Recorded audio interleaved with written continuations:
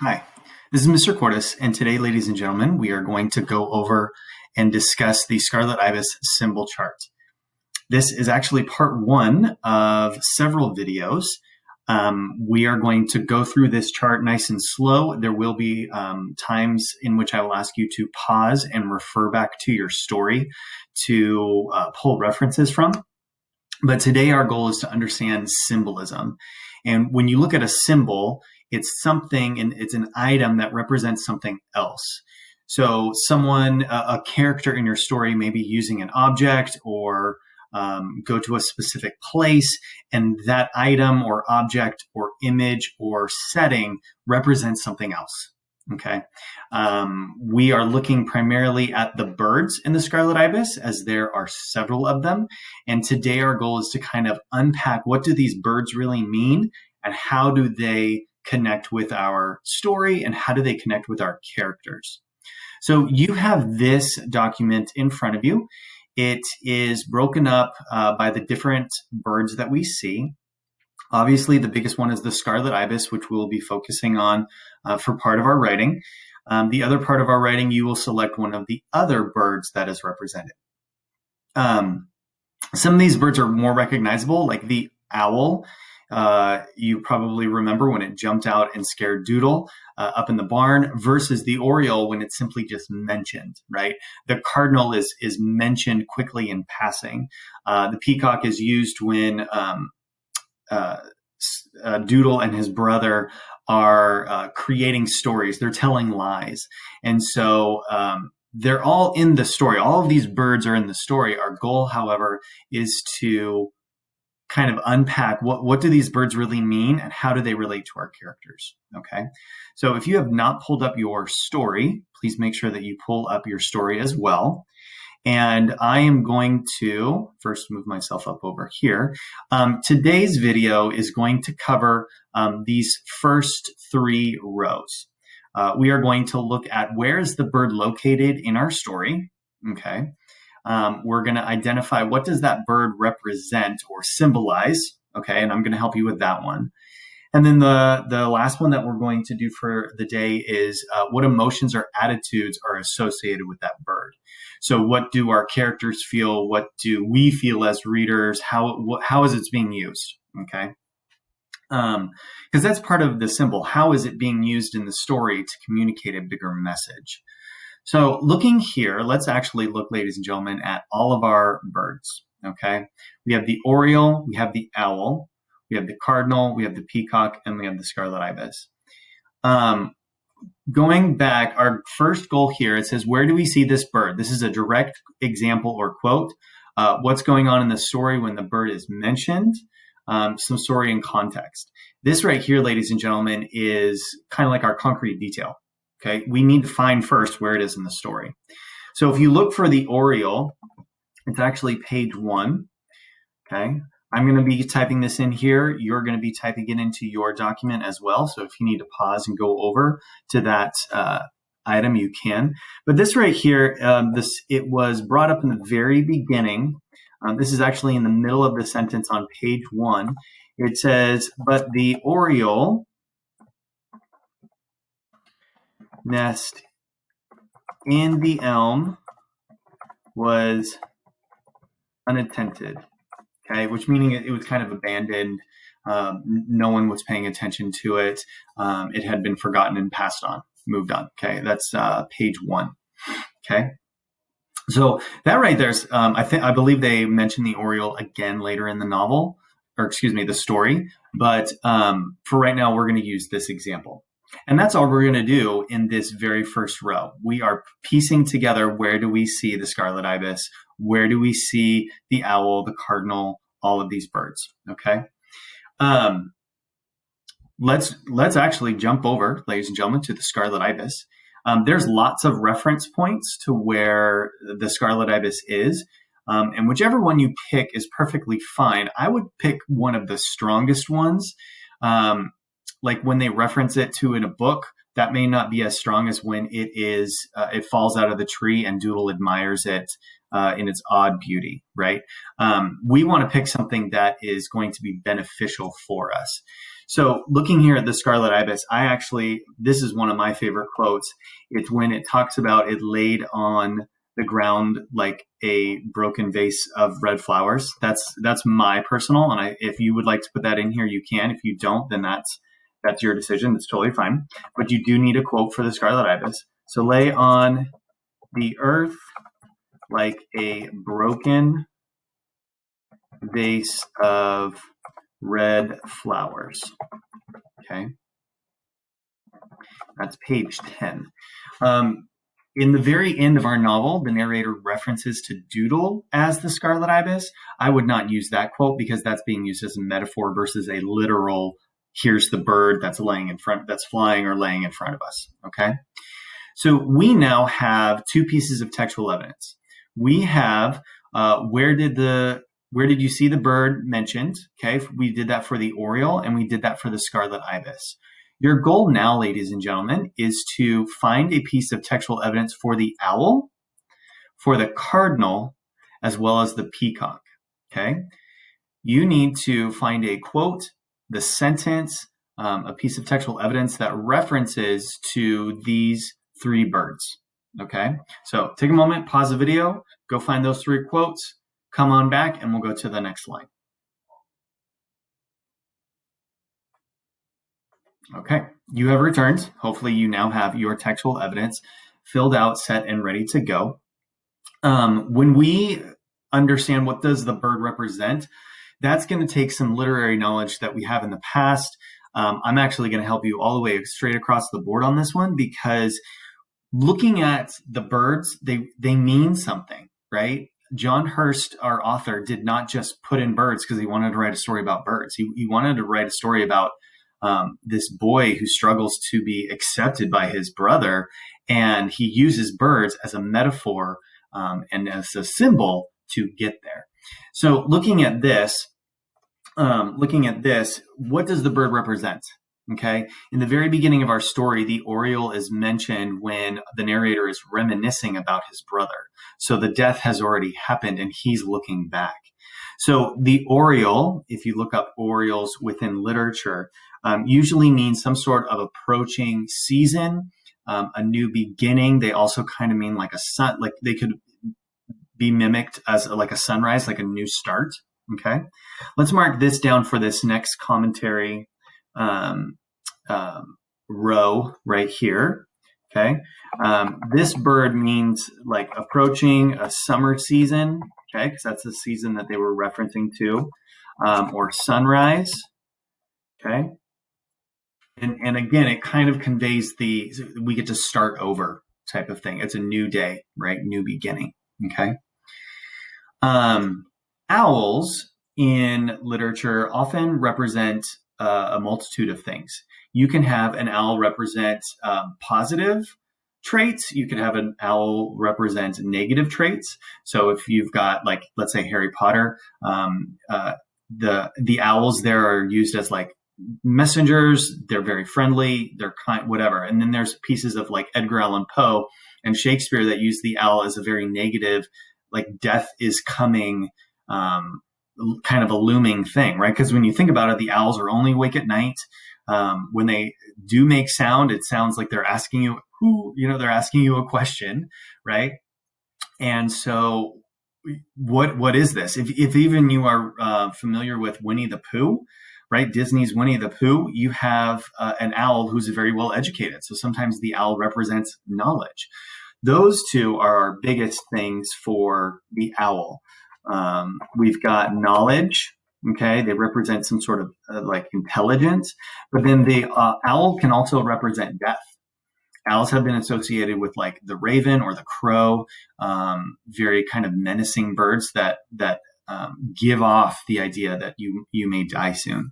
Okay, so the owl represents death. The owl represents knowledge, and it's interesting because when this happens, Doodle is up in the barn and he's looking at his coffin, and he has the knowledge that he's alive.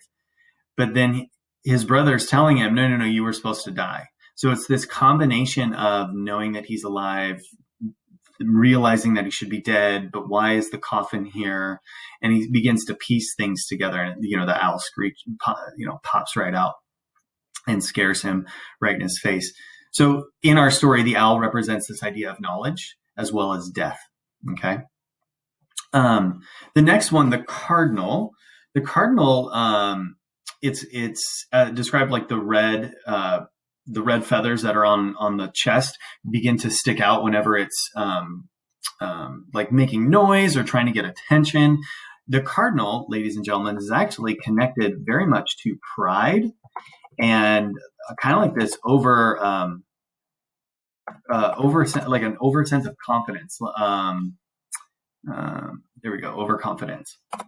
And so there's this idea that, suddenly I can do this. Yes, here I am. If a cardinal is chirping in the tree, it's like it sticks out its chest and it's like, hey, what's up, ladies? Come on over here. And so this idea of he can do it all. And it's interesting because the cardinal in our story at this moment in time is in reference to the narrator having pride that he taught his brother how to do things like walk and run and play ball, or climb trees or row a boat. And so it's interesting that the cardinal then is connected to the narrator, because the narrator is kind of this, well, the only reason Doodle learned to walk is because I made him. I was ashamed of him, right? And so it's this sense of pride that we see in our storyteller, okay? Now the peacock was used, I'm going to slide myself over here. The peacock was used when Doodle was telling lies, okay? The peacock is a beautiful bird, gorgeous feathers in the light, it can shimmer. And usually when a peacock spreads its tails, it's kind of like drawing attention to itself so that it can, get the ladies, get the guys, get who, hey, look at me. This is me. I'm this bird. Otherwise, the wings are always folded. So the peacock, let me pause myself. The peacock actually has to be looked at for how Doodle is using it. When they talk about him, he's referencing to this boy in the story who's like essentially perfect, and he's got the pet peacock to kind of represent and go along with that, right? As he creates this fantasy story, Doodle is imagining a life that is perfect for him, that he desires, because he is crippled. He is not able to do the same things. He's held back. And so he dreams about that, I could be normal. I could be like everyone else. So here the peacock represents this idea of being perfect, or maybe a better word might be perfection. It also represents beauty. Okay. And so that's the desire. That's a craving for Doodle. That's what he really, really wants. Because for so long, he just wants to be accepted by his brother. Now, the last one, the Scarlet Ibis, obviously, as it relates to our poor Doodle, this does represent death. Okay. This kind of represents because we don't see the bird in action. We see it squawk, and then it kind of falls, and it hits and it falls down and dies. The death of Doodle is obviously represented because they look the same when they are dead. But the Scarlet Ibis here represents death. Okay. Even in its color, red sometimes is mirroring of like blood or death. And so it kind of has that same feeling, same mood. The other thing that it represents in the context of our story is being an outcast. As they saw the bird and they got the bird book out and they read through the bird book, they realized it was not from around where they live, and therefore it flew in with that hurricane that happened. And so this not only represents a death, but it also represents being an outcast. Like that Scarlet Ibis bird was not supposed to be there at all. And from that, Doodle is also an outcast, right? Even his family, they didn't even name him for a couple months. And so he's an outcast. He's discarded. And so here, the Scarlet Ibis bird represents that exclusivity, okay? That idea of being outside. So now, if you look at this, ladies and gentlemen, there we go. That's going to be better. If you look at this, you now have both of these rows filled out. Okay, you've got an example from our story for all of these birds. You also have an example of what the bird represents, or what does the bird mean in the context of our story. Okay, this one is hard, so I obviously want to give this to you. I don't want to lead you astray. The next one, and this will be connected to your reading of the novel, what emotions and attitudes are associated with this bird? And that kind of coincides with what does the bird represent. So if we look at the Oriole, we had mentioned before that this means like new beginnings. Okay, it kind of means like let's say like starting over, or when the narrator is talking in the beginning, it's the idea of a remembrance, right? You are remembering what has happened, right? And in that same context, he was mourning. He was sad for what had happened, and he was lamenting and thinking back, and therefore mourning about it. Okay. Now, if you look over at the Scarlet Ibis and you do the same thing, what are the emotions or attitudes that are associated with the bird? Obviously, sorrow, right? There was a lot of pity or empathy for the bird, especially from Doodle. There was a great deal of sadness. Remember, he was the only one out there digging its grave, and he comes back in and he's like, I don't want any peach cobbler, right? He's sad. He's sorrowful in that moment. There's also, I'm going to put down compassion. He had compassion for the bird when other people did not. And so you kind of understand, so the bird is described as something really beautiful, even though it is considered something that's very fragile and neglected, right, as an outcast. But then suddenly the feelings that are associated with Doodle was that it was that there's sadness, that there's sorrow, that you feel bad for the bird because of what has happened, right? So if you would, for me, please, let's fill in these 3 boxes, okay? I want you to go back and put what emotions or attitudes do you see for the birds, for the owl, right? Obviously, like maybe fear would be a big one right here, because he was completely scared, right? Probably gave him a heart attack. The cardinal, what are the feelings or emotions that the narrator has as he kind of prides himself on teaching his brother how to walk just so he can be accepted, right? What feelings or emotions are associated with the peacock? Doodle longs to be included, like almost desperation for him to be connected, to be part of the family, right? To be seen as beautiful. What are the emotions that go along with that? Okay. So at this point, we've got these 3 rows.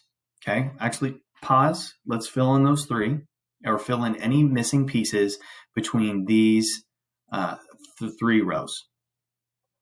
Okay.